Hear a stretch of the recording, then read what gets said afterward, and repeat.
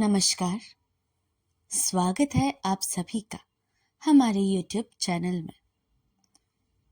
तो दोस्तों, कहानी शुरू करने से पहले अगर आपको दिल से गहराई तक छू लेने वाली कहानियां, क्लासिक और सच्ची हिंदी कहानियां सुनना पसंद है तो आपको अपने चैनल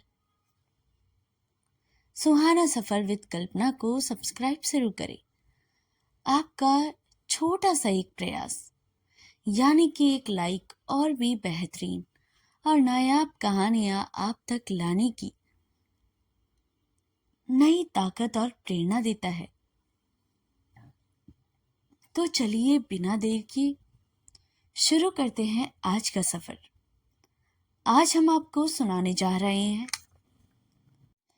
कहानी ईंट का जवाब पत्थर से।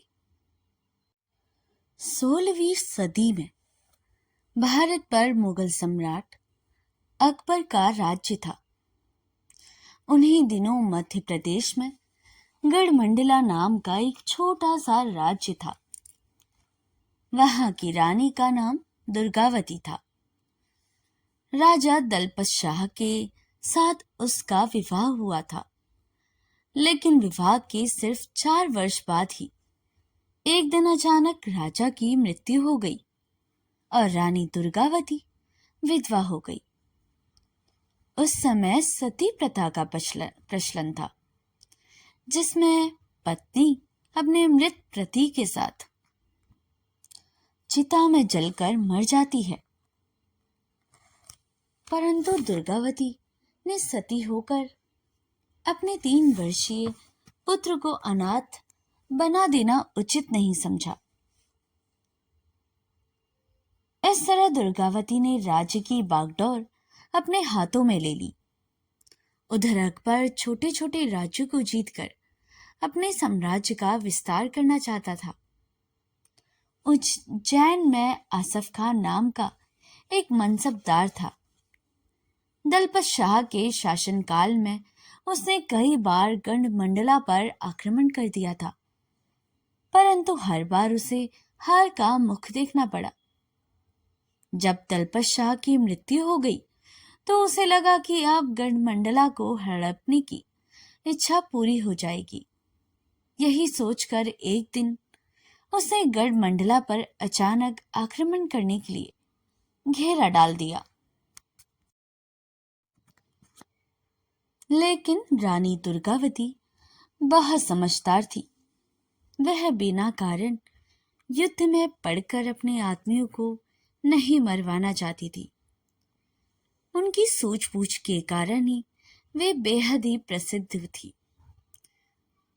इसलिए उसने अपने दूत का हाथ आसफ खां को एक पत्र भेजा, जिसमें उसने लिखा, भारी सेना के साथ आपको एक विधवा से युद्ध करने के लिए जो आक्रमण कर रहे हैं, इससे आपको कोई यश नहीं मिलेगा। यदि आप जीत भी गए तो भी लोग कहेंगे कि विधवा नारी से युद्ध करके आपने कोई बहादुरी नहीं की। यदि हार गए तो आपके नाम पर कलंक लगेगा। आपकी भलाई इसी में है कि आप अपनी सेना लेकर वापस चले जाएं। इसका अर्थ यह भूलकर भी न लगाए कि मैं युद्ध से डरती हूं। मैं युद्ध के कारण आपसे ये पत्र लिख रही हूं। इसका मतलब ये नहीं है कि मैं युद्ध के भयभीत हो जाने के कारण आपसे यह विनती कर रही हूं। मैं आपसे विनती इसलिए कर रही हूं कि आपके नाम पर कोई कलंक ना लग जाए। आसफ खां पर इस पत्र का बिल्कुल उल्टा प्रभाव पड़ा। उसने रानी को पत्र लिखकर धमकी दे दी, मैं ऐसी बातों की चिंता नहीं करता।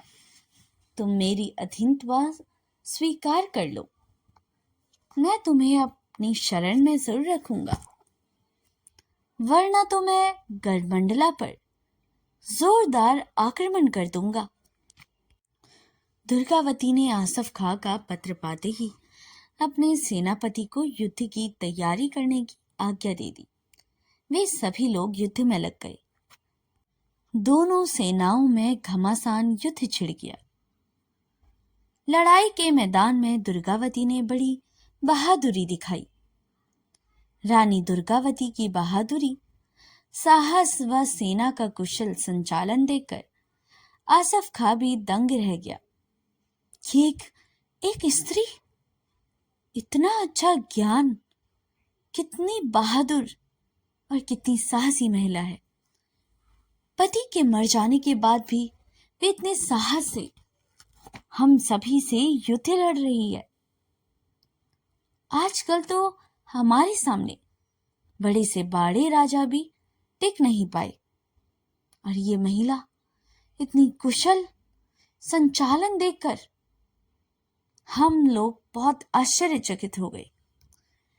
रानी ने अपनी सेना में वह जोश भर दिया था कि उसके आगे आसफ खां के सैनिक भी कमजोर पड़ने लग गए। वे प्राण बचाकर भागकर खड़े हो गए। इस तरह रानी दुर्गावती ने आसफ खां का सारा घमंड चकनाचूर कर दिया। आसफ खां ने रानी से बदला लेने के लिए गढ़मंडला पर 12 बार आक्रमण कर दिया, लेकिन हर बार उसे रानी दुर्गावती के हाथों हार का मुंह देखना पड़ा। जब आसफ खां किसी भी तरह रानी दुर्गावती से जीत सका तो बादशाह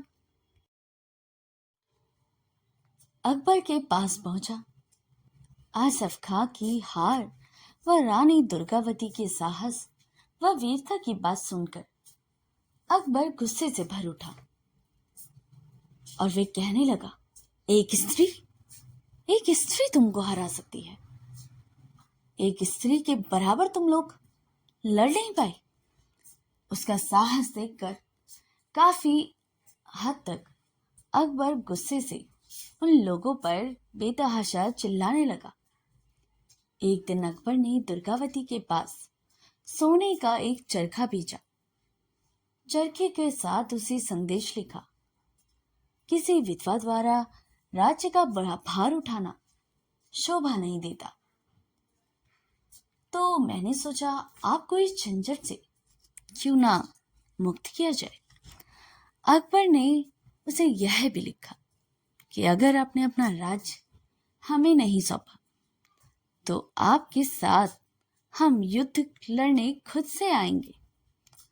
इस झंझट को छोड़कर आप चुपचाप चरखा चलाइए और सूत काटिए।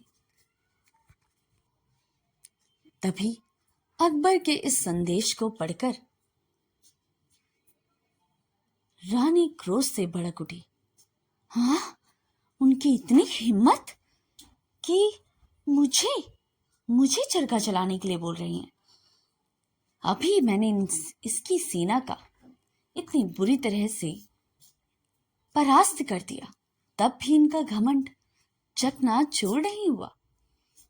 इस संदेश को पढ़कर रानी क्रोध से भड़क उठी। उसका चेहरा तमतमा उठा।